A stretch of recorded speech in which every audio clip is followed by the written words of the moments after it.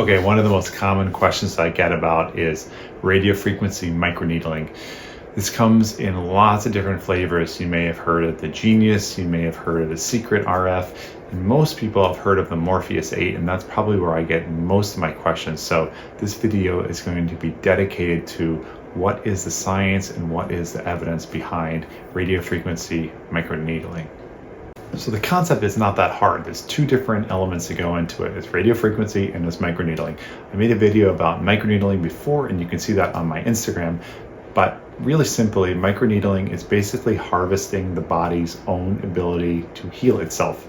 So basically you have needles that are sterile, single use only, equal length, equal width, and they go to equal amounts of depth, and they're separated by an equal amount of space, and they go up and down in the skin, and they wound the body, and they go into the dermis where the collagen is, and they basically denature the collagen, and the body helps to build that collagen back and make that collagen more smooth and make it more even. It's a bloody procedure because the dermis is where the collagen is, and that's also where the blood vessels are. So these at-home microneedling devices, they're not going to be effective for building collagen.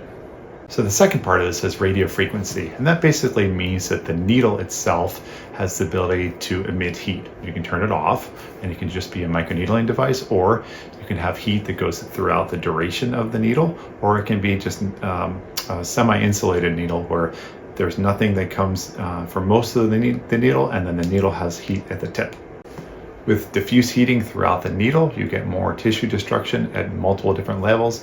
But if you have only heating at the tip of the needle, it could be better for treating things like skin of color, where it can be really bad to have heat on the top of the skin because it can cause hyperpigmentation and cause a lot of discoloration.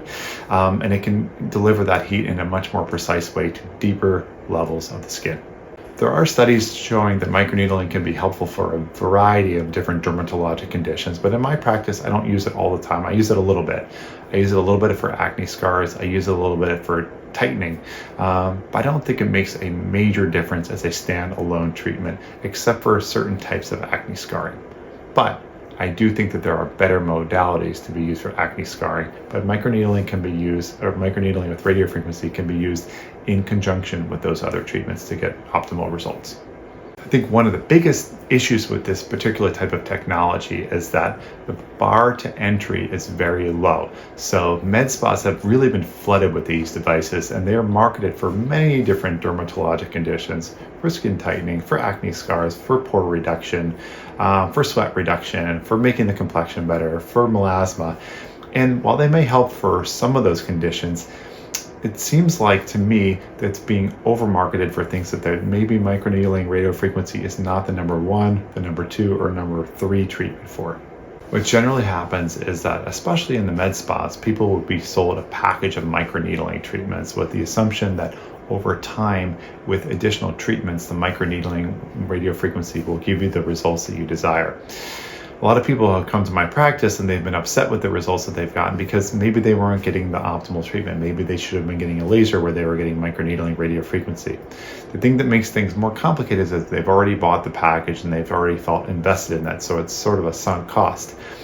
And microneedling radiofrequency can be a pretty uncomfortable procedure, so it's a little bit difficult to know that you've already paid for the procedure, have minimal results, have a lot of pain for it, and then actually have to go and do the treatments again. It can be a very frustrating experience to go through. But with the combination of amazing marketing, especially marketing that's done by devices like Morpheus 8, which has genius marketing, and then buying the package of treatments that's sold as sort of a cure-all for lots of different aesthetic concerns, it can be very tempting to go down that road. Again, I do believe that there is a role for microneedling with radiofrequency in certain types of dermatologic procedures, particularly when it comes to certain types of acne scars, a little bit of skin tightening, maybe pore reduction, maybe oil reduction. But again, when all you have is a hammer, everything starts looking like a nail. And I think when you go to these practices where there's not a lot of devices or the people are not that experienced, you may be ending up getting with a microneedling radiofrequency treatment package, and you may be disappointed with the results. So what I would recommend you taking home from this is actually go see a board-certified dermatologist who is experienced in cosmetic dermatology in the office and get a real assessment. I do think that there is a role for microneedling in certain instances, but again, it's not usually my first, second, or third line of treatment for most things that I see aesthetically. Once you have that information, you can make the right decision. And I would dissuade people from buying these packages sort of sight unseen without getting a comprehensive evaluation with someone who's quite experienced and has a lot of devices and a lot of patient experience underneath their belt. Hope this has been helpful.